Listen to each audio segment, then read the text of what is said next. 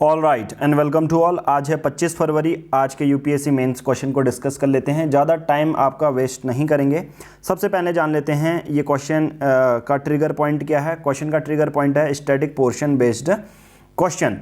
Now static portion से बहुत ज़्यादा आते हैं, चाहे आप हिस्ट्री ले लो, आर्ट एंड कल्चर ले लो, पॉलिटी से तो बहुत ज़्यादा क्वेश्चन पूछे जाते हैं। 250 शब्दों में है और स्टैटिक पोर्शन बेस्ड ज्योग्राफी भी आता है। ठीक है, रिंग ऑफ फायर के बेसिस पे 2020 में क्वेश्चन आया था, वैसे ही पॉलिटी में भी बहुत सारे क्वेश्चन आए थे। आज का डायरेक्ट क्वेश्चन है कि डीपीएसपी क्या होता है, what are the directive principle of state policy, उनके क्लासिफिकेशन बताने और उनको क्या नेगेटिव पॉइंट है वो बताने। बहुत सिंपल सा यहाँ पर फॉर्मेट है, ज़्यादा सोचने की ज़रूरत नहीं है। इंट्रोडक्शन में आप डीपीएसपी को एक्सप्लेन कर दोगे, उससे रिलेटेड आर्टिकल को बता दोगे और फिर बॉडी पार्ट में डायरेक्टली क्लासिफिकेशन बता दोगे। जैसे सोशलिस्टिक प्रिंसिपल है, गार्डियन प्रिंसिपल हैं, ये डीपीएसपी को क्लासिफाई किया गया है। ठीक है, लिबरल इंटेलेक्चुअल प्रिंसिपल हैं, 3 बेसिस पर क्लासिफाई किया गया है और हर एक, चाहे सोशलिस्टिक एक्सप्लेन कर रहे हो, गार्डियन या लिबरल इंटेलेक्चुअल प्रिंसिपल कर रहे हो, तो उसके क्रिटिसाइज कर दोगे नेगेटिव पॉइंट में। फिर एट द एंड कंक्लूजन लिख दोगे कि डीपीएसपी के कुछ फ़ायदे बता दोगे कि डीपीएसपी को अप्रोच से हमारी हेल्थ अच्छी हुई है या फंड इससे रेज होते हैं। ठीक है, फंड की कमी नहीं रहती है क्योंकि एक तरह से स्टेट को डीपीएसपी डायरेक्शन देता है। डीपीएसपी एक तरह से डायरेक्शन है स्टेट के लिए कि हाँ, हमें हेल्थ सेक्टर पर काम करना है, हमें जो लोकल गवर्नमेंट हैं, विलेज पंचायत हैं, उनको प्रमोट करना है। तो इस तरह से फ्यूचरिस्टिक अप्रोच में कंक्लूजन अपना ख़त्म कर सकते हो। तो मैंने 5 सेकंड में आपको बता दिया। अब मैं थोड़ा सा इसको बताऊँगा कि आप लक्ष्मीकांत पॉलिटी पढ़ के ही सिर्फ इसका आंसर कैसे दे सकते हैं। मेरे सामने अभी खुली हुई है लक्ष्मीकांत की बुक। अब पेज नंबर है जो मेरे सामने है, एडिशन है, वो 5th एडिशन है और इसी के बेसिस पर हमने सुपर 50 में पढ़ाया हुआ है। 15 मार्च से फिर से जो क्लासेस हैं वो रेगुलर होने वाली हैं उस पर। तो यहाँ पर है चैप्टर नंबर 8, 6th एडिशन वाले अपना चैप्टर देख सकते हैं। तो सबसे पहले मैं ज़्यादा जाऊँगा नहीं, सबसे पहले इंट्रोडक्शन में पेज नंबर जो पहला है वहाँ पर से आप इंट्रोडक्शन इस आंसर का लिख सकते थे कि आर्टिकल 36 से 51 के बीच में आता है। पार्ट 4 है कॉन्स्टिट्यूशन का और डायरेक्टिव प्रिंसिपल जो है नोवल फीचर है इंडियन कॉन्स्टिट्यूशन का, इस तरह से आप बोल सकते हो। दूसरा, आप ये कह सकते हो कि these are the constitutional instruction और recommendation to state in legislative, executive और एडमिनिस्ट्रेटिव मैटर। आप ये डायरेक्ट लिख सकते हो। ठीक है, और इस तरह से इतना इंट्रोडक्शन 3-4 लाइन का इसमें मोर देन इनफ है। ओके, फिर बॉडी पार्ट में क्या लिखोगे, अगले पेज में आ जाओगे। क्लासिफिकेशन दे रखा है डीपीएसपी का कि सोशलिस्टिक प्रिंसिपल, गांधीयन प्रिंसिपल और लिबरल इंटेलेक्चुअल प्रिंसिपल में डीपीएसपी को क्लासिफाई किया जाता है। एक और चीज़ ये याद रखना, डीपीएसपी का चाहे आप सोशलिस्टिक प्रिंसिपल बोलें, गार्डियन प्रिंसिपल बोलें या लिबरल इंटेलेक्चुअल प्रिंसिपल बोलें, एक इसका क्रिटिसिज्म यही रहता है कि यार ये लीगली बाउंड नहीं है। आप अगर इसका वायलेशन होता है तो आप कोर्ट के पास नहीं जाते, जैसे आपका मौलिक अधिकार, फंडामेंटल राइट वायलेट होते हैं। तो तीनों के लिए तो ये कॉमन एक क्रिटिसिज्म हो गया जो आप लिख सकते हो। ठीक है, बाकी मैं दूसरा आपको बताता हूँ आप किस तरह से क्लासीफाई कर सकते हैं, फिर अपना आंसर राइटिंग एनालिसिस करेंगे, फिर चेक कर लेंगे। ओके, सोशलिस्टिक प्रिंसिपल में आप लिख सकते हो आर्टिकल 38 के बारे में, इनइक्वलिटीज़ को कम करना। आर्टिकल 39 के बारे में बच्चों का हेल्दी डेवलपमेंट होना चाहिए, चिल्ड्रंस का। और सोर्स ऑफ लिविंग, सोशल और कल्चर अपॉर्चुनिटी सभी वर्कर्स को मिलनी चाहिए, ये आप सोशलिस्टिक प्रिंसिपल में डाल सकते हो। ठीक है, पर अभी इसको क्रिटिसाइज कैसे करोगे, फिर जो ये मैंने पॉइंट बोले, मैं कहूँगा जो 3 अभी के, इसको करंट बेस्ड कैसे जोड़ोगे। देखो बहुत सिंपल है। सोशलिस्टिक प्रिंसिपल में मैंने ये बोला सभी सोशल और कल्चरल अपॉर्चुनिटीज़ मिलनी चाहिए वर्कर्स को। आप इसको क्रिटिसाइज कैसे करोगे, इस डीपीएसपी को इस तरह से क्रिटिसाइज कर सकते हो प्रेजेंट कंडीशन को जोड़ के, प्रेजेंट करंट अफेयर को जोड़ के, कि अभी के जो 3 लेबर लॉज हैं उस पर जो है लेबर लॉज में वर्कर्स की कंडीशन जो है वो अच्छी नहीं है और वर्कर की कंडीशन के लिए कोई खास इंप्रूवमेंट की नहीं गई। तो इसको क्रिटिसाइज आप कर सकते हो इस वाले पॉइंट को कि हाँ, डीपीएसपी में ये बोला गया है, इसका क्रिटिसिज्म ये है। राइट, गार्डियन प्रिंसिपल में ये बोला जाता है कि विलेज पंचायत को प्रमोट करना चाहिए, बट आप इसको क्रिटिसाइज कैसे करोगे कि वहाँ पर फंड की ऑटोनॉमी नहीं है, ये क्रिटिसिज्म हो गया। ठीक है, मैं ओरली बोल रहा हूँ, पर सभी लोग अपनी जो भी आंसर राइटिंग लिखी है ना वो ओपन कर लो और उसमें हल्का हल्का कुछ इस तरह से डाल सकते हो जो मैं आपको रॉ बता रहा हूँ। ये कोई मैं ऐसा ये नहीं है कि मैंने पहले से प्रिपेयर किया है। ये जो मेरे सामने, अगर मैं सडन से मेरे पास आंसर राइटिंग आती तो मैं कैसा लिखता, तो मैं यही चाहता हूँ कि जैसा एक सडन से किसी एक के माइंड में आता है, किसी एक पर्सन के माइंड में आता है जो आंसर राइटिंग लिखा रहा है या करवा रहा है, तो उसका माइंड कैसा होगा, उसका बिहेवियर कैसा जाएगा। तो ये ठीक है, लक्ष्मीकांत की बुक खोलो और क्रिटिसिज्म में डायरेक्ट ये, तो ये जो मैं बोल रहा हूँ ये रॉ है, तो इसको नोट करते हुए चलो, तो ये बहुत ज़्यादा बेनिफिट आपको करेगा कि हाँ सडन से आप द हिंदू न्यूज़पेपर एक फॉलो करो, आपकी व्यू या इंसाइट आपकी ऐसी बन जाएगी। नाउ ये ऐसे बहुत सारे गार्डियन प्रिंसिपल लिख सकते हो। ठीक है, यूनिफॉर्म सिविल कोड की बात की जाती है कि सभी सिटीजन को मिलना चाहिए, बट ये सिर्फ अभी तक एक ही राज्य में है, गोवा में। ठीक है, बाकी राज्यों में नहीं है, ये देखने को मिल जाता है। ओके, ठीक है, फिर प्रोटेक्ट करना है मोनूमेंट्स को, प्लेसेस को, ऑब्जेक्ट्स को, ये लिबरल इंटेलेक्चुअल प्रिंसिपल हो गया। इस तरह से आप अपने कुछ आर्टिकल 49 सभी को लिखने की ज़रूरत नहीं है, बट कुछ कुछ आप लिख सकते हैं। ठीक है, फिर बाकी क्रिटिसिज्म में भी मैंने बता दिया, कंक्लूजन में ये लिख सकते हैं। बाकी ये कुछ रॉ आंसर था। अब हम अपने आंसर, इनने आई थिंक 2-3 दिन का गैप किया था लिखने में आंसर, आज इन्होंने आंसर राइटिंग की है। इंट्रोडक्शन में आपने बता दिया है डीपीएसपी क्या होता है और उसके आर्टिकल बता दिया है, part 4 of the constitution. Okay, right.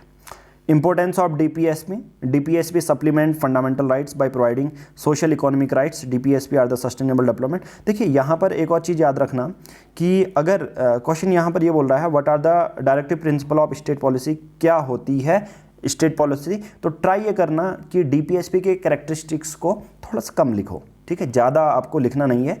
यहाँ पर आप लिख सकते हो अकाउंट फॉर द क्लासिफिकेशन, हालांकि ये इंट्रोडक्शन वाले पार्ट का ही बॉडी पार्ट में आपने ये सही डाला है, बट इसको ट्राई ये करना कि थोड़ा सा कम लिखना इसको। ठीक है, क्योंकि यहाँ पर हमारा जो मेजर मुद्दा है वो क्लासिफिकेशन का है। अगर आपने भी यहाँ पर ये देखिए अंडरलाइन किया गया है और क्रिटिसिज्म किया गया है, ये बॉडी पार्ट का मैं कहूँगा 60 to 70% हिस्सा और 80% तक हिस्सा यही है। ठीक है, आप इसको कम भी कर सकते थे, इसको कम करना चाहिए आपको। राइट, क्लासिफिकेशन सोशलिस्टिक प्रिंसिपल आपने डाला है, गांधीयन प्रिंसिपल डाला है, provide for social economic justice and set the path towards the welfare state. अगर आप लक्ष्मीकांत पढ़ते तो सोशलिस्टिक प्रिंसिपल को यहाँ पर हमसे एग्जामिनर चाह रहा है कि आप ज़्यादा एक्सप्लेन करो इसको।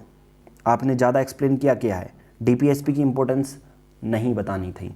ठीक है, इसको 2 लाइन में लिख लेते इनफ था, या नहीं भी लिखते ना तो कोई दिक्कत नहीं होती यहाँ पर। ठीक है, क्योंकि देखिए यहाँ पर मैंने जैसे इंट्रो के बाद ये इंपॉर्टेंस पढ़ा तो थोड़ा सा अलग लगा कि यार हमसे कुछ और पूछा गया, आपने कुछ और लिखा है। ठीक है, ज़्यादा लिखने की ज़रूरत नहीं है, 2 लाइन भी लिखते तो इनफ था ये। ठीक है, आई थिंक आपको समझ में आ रहा होगा मैं क्या कहने की बात कर रहा हूँ।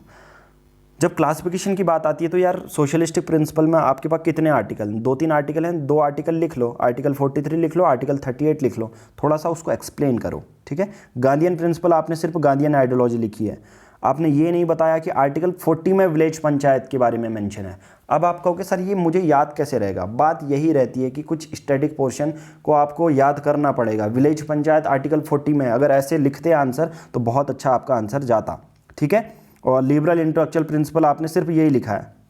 एक्चुअल में आंसर आपसे, तो मैं ये कहूँगा कि ये इनकम्प्लीट आंसर है आपका आज, जिसमें आपको क्लासिफिकेशन में थोड़ा लिखना था क्योंकि 250 शब्दों का है ये। क्रिटिसिज्म ऑफ डीपीएसपी, ये ठीक है क्रिटिसिज्म की नॉन जस्टिसेबल है, बट अगर आप क्वेश्चन आज पढ़ोगे अच्छे से तो आपका क्वेश्चन क्या है, देखो क्वेश्चन ये है account for their classification while discussing their. ठीक है, देयर का मतलब जो आप क्लासिफाई कर रहे हो कि विलेज पंचायत है तो आप उसको क्रिटिसाइज कर दोगे कि उनको फाइनेंशियल ऑटोनॉमी नहीं दी गई है। ठीक है, अभी भी विलेज वाले क्या होते हैं, राज्य सरकार के पास जाते हो कि सर मुझे पैसा दे दो, मुझे पैसा दे दो, मुझे टैक्स लगाना है, मुझे पैसा दे दो, मुझे टैक्स लगाने की परमिशन दे दो। हर एक स्टेट का अलग अलग टीयर में है, तो यही इसका क्रिटिसिज्म है कि एक स्टैंडर्ड प्रोसीजर अपनाना चाहिए कि सभी स्टेट गवर्नमेंट को एक फाइनेंशियल ऑटोनॉमी देनी चाहिए और ऐसा लिखना भी चाहिए। तो ये क्रिटिसिज्म है, ना कि जो आपने ये सडन सा ये लिखा है। ठीक है, हालांकि ये मैं बोलूँगा नॉन जस्टिसेबल इन नेचर, जो कॉमन क्रिटिसिज्म है सभी का कि जस्टिसेबल नहीं है ये। ठीक है, ओके, फिर आपने कंक्लूजन लिख दिया कि DPSP-R, पर मैं कहूँगा यहाँ पर ये इनकम्प्लीट आंसर है, क्योंकि यहाँ पर क्लासिफिकेशन का ही मुद्दा उठाना था, ना कि इंपॉर्टेंस का, और क्लासिफिकेशन में आपने कुछ एक्सप्लेन किया नहीं है। तो मैं ये कहूँगा कि इस तरह के क्वेश्चन को इस तरह से लिखना है, ठीक है। आई थिंक सभी लोगों को अब पता चल गया होगा जिन लोगों ने आंसर राइटिंग की है। नाउ अब कर लेते हैं अपनी एक हिंदी माध्यम की कॉपी। भारतीय संविधान की भाग 4 में अनुच्छेद 36 से 51 तक राज्य के नीति निर्देश तत्वों में शामिल किया गया है, जो आयरलैंड के संविधान से ग्रहण किए गए तथा राज्य में सामाजिक, आर्थिक और राजनीतिक न्याय हेतु प्रतिबद्ध है। बहुत अच्छा है, इंट्रोडक्शन आपने पार्ट दे दिया। नीति निर्देशक सिद्धांतों का वर्गीकरण, समाजवादी सिद्धांत, ये देखिए जैसे आपने आर्टिकल में लिखा गया है। और मैं एक और अच्छा इसमें आपको बता सकता हूँ कि ट्राई ये करना कि आप ये ऐसे बॉक्स बना के लिखें ना, ठीक है। ये एक फॉर्मल फॉर्मेट नहीं होता, ये एक तरह से आप 12th के एग्ज़ाम दे रहे हो या 10th के एग्ज़ाम दे रहे हो तो उस बेसिस पर होता है। आप डायरेक्ट यार ये समाजवादी सिद्धांत लिखें, जो एक एक्चुअल में देखो आंसर ऐसे लिखना है। ये देखिए कितना फॉर्मल तरीका लग रहा है ना। यहाँ पर ये है इसमें भी लिखते क्लासिफिकेशन, जैसे आपने वर्गीकरण डायरेक्ट लिखते हैं। फिर जैसे यहाँ पर है, ये देखिए सोशलिस्टिक प्रिंसिपल लिखते और इसके नीचे लिखने लग जाते, बस 2 ही लाइन तो लिखनी थी। तो आप जो फॉर्मल फॉर्मेट आप लिखते अच्छा हैं, पर ट्राई ये करें कि यार आप ऐसे ये बॉक्स बना के ना लिखें, ठीक है, क्योंकि ये एक्चुअल में फॉर्मेट नहीं है ना। फॉर्मेट क्या होता है कि आपने ये किया, हल्का सा डेस्क करो समाजवादी सिद्धांत, और यहाँ पर से जो चीज़ ऐसी लिखी है ये तो स्पेस खाली हो गया ना, ये एक्चुअल में नहीं होता फॉर्मेट। मैं पहला यही आपसे बात करता हूँ कि आप लोग लिखने में ध्यान कम दो चलेगा, क्योंकि कंटेंट आपका मिल जाएगा, कंटेंट बताने के लिए मैं हूँ। बट एक तरह से एक फॉर्मल आंसर राइटिंग आप क्या कीजिए, प्लेलिस्ट में यूपीएससी गाइडेंस वाली लिस्ट होगी, उसमें 4 वीडियोज़ होंगी, आप उसको देख लो। मैंने अच्छे से समझाया है कि एक्चुअल में फॉर्मेट क्या होना चाहिए। फॉर्मेट का वो है मार्क्स, बोलते ना इसका पैसा है, कि यार हीरो का पैसा क्या है, डांस अच्छा करता है। यूपीएससी मेंस आंसर राइटिंग में यूपीएससी आईएएस या आईपीएस आपको कब मिलेगा, जब 20 के 20 क्वेश्चन को आप उसी फॉर्मेट में लिखेंगे, ठीक है। ये जो बॉक्स वाला फॉर्मेट है ये आपका लक्ष्मीकांत बुक के लिए ही अच्छा है, लक्ष्मीकांत में ऐसा डाल रखा है तो उसी बुक में अच्छा लगेगा। फॉर्मल आंसर राइटिंग ऐसे नहीं होती, ठीक है। तो मेरा कहने का मतलब है कि आप, हाँ देखिए यहाँ से आपने अच्छा लिखा है, ठीक है। ट्राई ये करें कि ऐसे लिखें, रेदर देन ये बॉक्स बना के मत लिखें, पॉइंट आपने अच्छे लिखे हैं, ठीक है। और दूसरा मैं आपको क्या सजेशन देना चाहता हूँ, हाँ आपने सभी आर्टिकल लिख दिए, मेंशन कर दिए हैं, पर सभी आर्टिकल आप नहीं भी मेंशन करते चलता, 3-4 आर्टिकल, और जिनके क्रिटिसिज्म है ना, जिनके क्रिटिसिज्म दिए गए हैं। देखो क्वेश्चन यहाँ पर यह है, राजनीति सिद्धांत क्या है, उनके वर्गीकरण के साथ आलोचना पर चर्चा की है। उनका वर्गीकरण के साथ आलोचना, उन्हीं की आलोचना करनी है जो आपने मेंशन किया है। थोड़ा सा कैच यहाँ पर है, ठीक है। नीति निर्देश सिद्धांत का मूल अधिकार, ये डालने की बिल्कुल ज़रूरत नहीं थी, ठीक है। ये क्वेश्चन की डिमांड बिल्कुल भी नहीं है। तो बहुत सारे बच्चे अभी कंफ्यूज हो रहे हैं कि एक्चुअल में क्वेश्चन की डिमांड क्या है, तो इस बेसिस पे मैंने इसलिए पहले 5 सेकंड में इंट्रो आपको बता दिया, ठीक है। डीपीएसपी का महत्व तो देने की ज़रूरत नहीं थी, बाकी सही है। डीपीएसपी की आलोचनाएं ये हैं, लागू करने के लिए कोई, ठीक है, ये सही है। बट हाँ ये देखिए, डीपीएसपी में शामिल तत्वों के आधार पर सभी लोगों ने सभी आर्टिकल मेंशन कर दिए। मैं ट्राई ये सभी लोगों से कहना चाहता हूँ, सपोज आप क्लासीफाई कर रहे हो, सभी आर्टिकल को मत लिखो, जिसके बेसिस पे आप क्रिटिसाइज़ कर सकते हो ना उन पॉइंट को जो आपने लिखे हैं, उन्हीं पॉइंट को क्रिटिसाइज़ करना है, जो मैंने स्टार्टिंग में आपको बता चुका हूँ, ठीक है। ट्राई ये करना कि 2-3 सभी आर्टिकल को मेंशन नहीं है, क्योंकि सभी यूपीएससी को भी बताया सब आर्टिकल आप याद नहीं कर पाओगे। 2-3 आर्टिकल याद कर लो। आर्टिकल 40 तो आपको याद होना ही चाहिए कि विलेज पंचायत, ग्राम पंचायत, ये जैसे आपने लिखा है आर्टिकल 40 ग्राम पंचायत का, और इसी के बेसिस पर इसी के नीचे इसका क्रिटिसिज्म लिख दोगे तो और ही मज़ा आ जाएगा कि यार हाँ फाइनेंशियल ऑटोनॉमी नहीं दी है। तो आज का एनालिसिस चलिए इतना ही करेंगे, बाकी 9 बजे तक डेली आपको मिल जाएगा। और आज की सीख क्या है बच्चों, किसी भी बच्चे ने क्लियर जो है नहीं लिखा है, सभी बच्चों की सीख यह है टू द पॉइंट लिखें। जो क्वेश्चन वाला आपसे पूछ रहा है वही लिखें, क्वेश्चन वाला आपसे पूछ रहा है उनका क्रिटिसिज्म करें। थोड़ा सा करंट से भी जोड़ो यार, ठीक है, उस चीज़ को कि हाँ क्या उसका क्रिटिसिज्म हो सकता है। अभी के प्रेजेंट लॉ से कंपेयर करो, अभी के क्या से डीपीएसपी के साथ चल रहा है या नहीं भारत, ठीक है। लेबर लॉज अच्छे हैं या नहीं, लेबर अभी आप सबको पता है वर्किंग कंडीशन कैसी है, हाइजेनिक चेक नहीं होता, ये सब चेक नहीं होता। महिलाओं के लिए रात को अलाउड कर दिया है, बट उनके लिए अभी कोई ऐसा सीसीटीवी नहीं लगाए गए हैं, उनको ज़्यादा जो सेक्सुअल हरेसमेंट होता है उस पर ज़्यादा ध्यान नहीं दिया गया है, ठीक है। तो उसी के बेसिस पर आप करंट से इसको अटैच कर सकते हैं, ओके। बाकी आज का यही है कि टू द पॉइंट समझना है, ऐसे बॉक्स वाले आंसर आपको नहीं लिखने हैं, टू द पॉइंट लिखने हैं। चलिए आज की इस वीडियो में इतना ही, बाकी मिलते हैं कल।